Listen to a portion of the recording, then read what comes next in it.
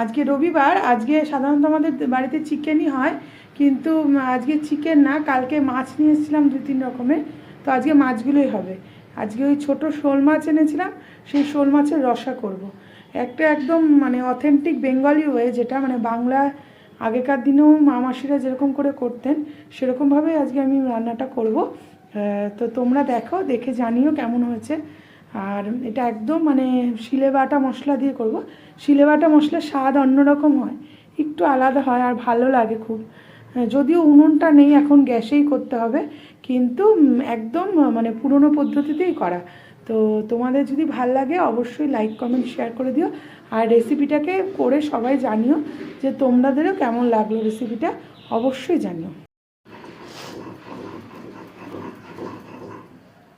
আমি একে একে পাটায় আদা, তারপর লঙ্কা, রসুন আর পেঁয়াজগুলো বেটে নেব। বেটে নিয়ে আমি মশলাটা আর কি রেডি করে রাখবো।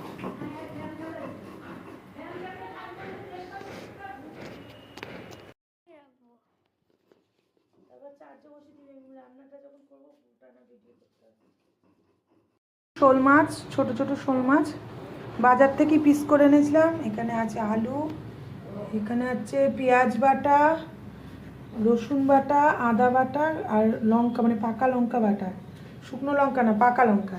আর এখানে আছে পেঁয়াজ কুচি। আমি কড়াইয়ে দিয়ে দেবো তেল। রসা কষায় তেলটা একটু বেশি লাগে, তো প্রথমেই দিয়ে দিলাম তেল। দিয়ে দেবো আলু। আলু না দিলেও হয়, কিন্তু আমি যেহেতু একটু আলু ভালোবাসি মাছে, তাই জন্য আলু দিলাম। দিয়ে দেবো নুন, আর দিয়ে দেবো একটু হলুদ। এটাকে ভালোভাবে নাড়া দিয়ে নেব।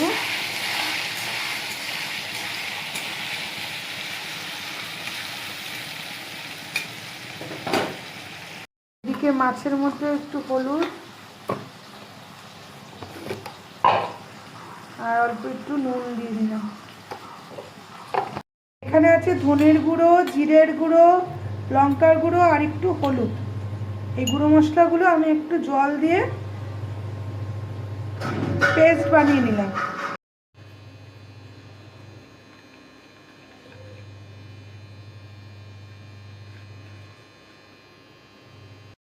আর এদিকে আলুগুলো ভাজা হয়ে গেছে, আমি আলুগুলো তুলে নেব। এবার দিয়ে দিলাম আমি গোটা মশলা ফোড়নে, তেজপাতা, তারপর জিরা আর গরম মশলা।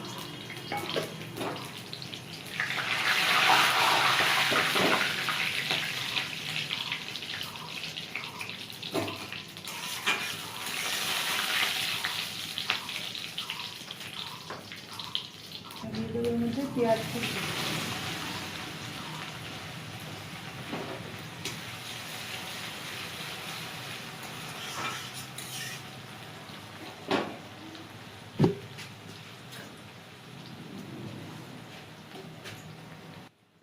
পেঁয়াজগুলো ভাজা হয়ে গেছে, এবার আমি আস্তে আস্তে একে একে করে সব বাটা মশলাগুলো এর মধ্যে দিয়ে দেব।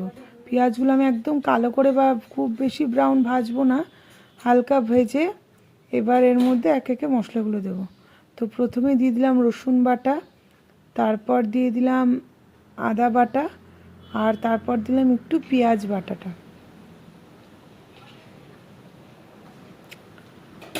এবার এই মশলাগুলোকে ভালো করে নাড়িয়ে নিতে হবে, মানে ভেজে নিতে হবে পেঁয়াজের সাথে, যেন এগুলো ভালোভাবে ভাজা হয়ে যায়।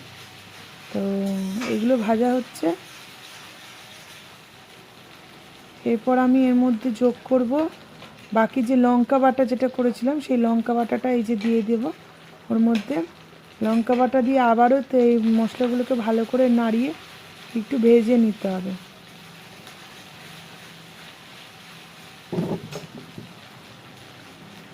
মশলাগুলো প্রায় ভাজা হয়ে যাচ্ছে। এরপর আমি এর মধ্যে দিয়ে দেবো টমেটো কুচি। টমেটো কুচিটা আগে দেখানো হয়নি, কিন্তু টমেটো কুচিটাও ছিল, টমেটো কুচি দিয়ে দেবো।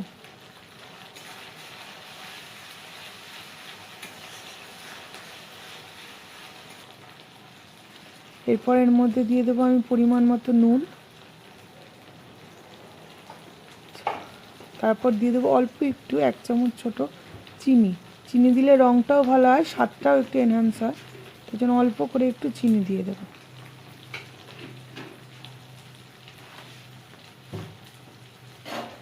এবার মশলাগুলোকে আমি ভালো করে নেড়ে চেড়ে এবার এর মধ্যে অ্যাড করব যে মশলাটা আমি তৈরি করেছিলাম সেটা। এদিকে মশলাটা প্রায় ভাজা হয়ে গেছে, মশলা দিয়ে তেল ছাড়ছে, তো এতলেই বুঝতে পারবে যে মশলাটা ভাজা হয়ে গেছে। তারপর এবার আমি এখান থেকে যে পেস্ট মশলাটা তৈরি করে রেখেছিলাম সেই মশলাটা আমি দিয়ে দেব। এরকম জলে গুলে মশলাটা দিলে তাহলে কী হয়, গুঁড়ো মশলাগুলো পড়ে না, নাহলে এগুলো পুড়ে যেতে পারে, মশলাগুলো পুড়ে যায়, ওই জন্য অত মানে টেস্টটা তো ভালো আসে না। ওই জন্য এই মশলাগুলো আমি সবসময় একটু জলের মধ্যে গুলে পেস্ট সহ দিই, পেস্ট করে দিই আর কি, যাতে মশলাটা না পুড়ে যায়। এবার বাটি ধোয়া, ওই বাটি ধোয়াই জলটা দিয়ে দিলাম। তো এদিকে জলটা ভালো করে মিশিয়ে জলে ফুট আসা অবধি অপেক্ষা করতে হবে, মানে এই মশলার জলটা যাতে গরম হয়ে ফুটছে, যে ফুট এসে গেছে প্রায়।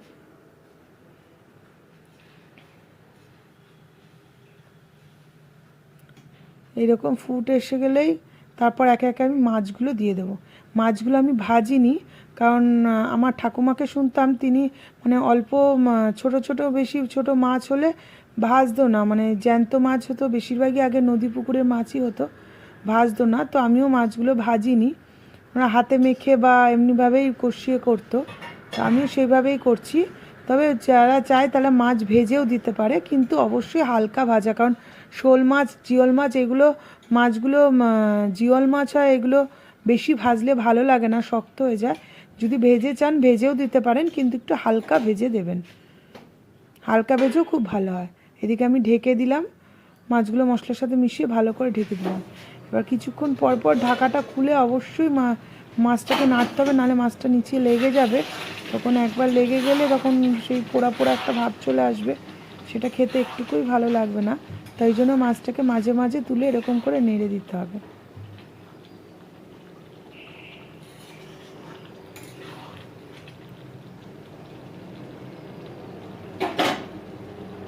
মাছগুলো এখানে কিছুটা কষা হয়ে গেছে, তারপর দিয়ে দিলাম আমি ভাজা আলুগুলো, যাতে আলুগুলোর মধ্যেও মশলাটা ঢোকে আর মাছের সাথে আলুগুলো একটু কষা হয়ে যায় আর কি।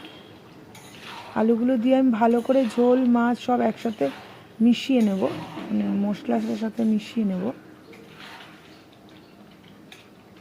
এরকম ভালোভাবে মিশিয়ে আবারও আমি এটাকে ঢেকে দিলাম কিছুক্ষণের জন্য। তবে মাঝে মাঝে অবশ্যই ঢাকা খুলে দেখতে হবে। আর এদিকে দেখুন মাছটা কষা প্রায় হয়ে গেছে, ঝোলের যেটা মানে মশলার যে ঝোল সেটা শুকিয়ে গেছে, তেল ছাড়ছে, তাহলে বুঝে গেলাম মাছ কষা হয়ে গেছে। এবার আমি দিয়ে দেবো গরম জল। মাছ মাংস রান্নায় গরম জল দেওয়াটাই সবথেকে আমার মনে হয় ভালো, টেস্টটা ভালো আসে, তাই জন্য আমি চেষ্টা করি মাছ মাংস রান্নায় সবসময় গরম জল ব্যবহার করতে, রান্না তাড়াতাড়িও হয় আর টেস্টটাও ভালো আসে। এবার এই জলটা মশলা আলু মাছ সব একসাথে খুব ভালোভাবে মিশিয়ে নিতে হবে। মিশিয়ে নিয়ে দেখুন গরম জল দেওয়াতে কত তাড়াতাড়ি ফুট চলে আসছে, কারণ জলটা আগের থেকেই গরম করা। তো মিশিয়ে নিলাম, মিশিয়ে নিয়ে এরকম ফুট আসলেই ওটাকে আবার ঢাকনা দিয়ে ঢেকে দিতে হবে। এই ঢাকা দিয়ে আমি ঢেকে দিলাম। মিনিট 4-5 পর আবার তুলে একটু নাড়িয়ে দেবো। আর যেহেতু আমার বাচ্চা আছে, আমি বেশি লঙ্কা দিতে পারি না, তাই জন্য আমার জন্য 4টে লঙ্কা দিয়ে দিলাম। যারা আপনারা ঝাল বেশি পছন্দ করেন এরকম গোটা লঙ্কাও দিয়ে দিতে পারেন, ঝোলের সাথে হালকা সিদ্ধ হয়ে যায়, খেতেও ভালোও লাগে, মানে এই লঙ্কাটা ডলেও খেতে পারেন। আমি একটু লঙ্কা বেশি পছন্দ করি বলে লঙ্কা দিলাম। আর দিলাম অল্প একটু ধনে পাতা, পরে বেশি ধনে পাতা দেবো, আগে অল্প একটু ধনে পাতা দিলাম। দিয়ে আবারও এটাকে থালাটাকে দিয়ে মাছটাকে ঢেকে দেব ঢাকনা দিয়ে। আবার মিনিট 4-5 পর দেখুন অনেকটা ঝোল টেনে এসছে, আমার একটু ঝোল ঝোল লাগতো, তাই জন্য আমি একটু ঝোল রেখেছি, এটা আরও টানলে খুব ভালো হয়, যেহেতু আজকে আমার অন্য কোনো পদ ছিল না, তাই জন্য একটু ঝোল ঝোল রেখেছি। তারপর দিয়ে দিলাম গরম মশলা আর দিয়ে দিলাম ধনে পাতা। গরম মশলাটা আমার হাতে করা, যার রেসিপি লাগলে অবশ্যই জানাবেন। আজকে এইটুকুনি, টাটা।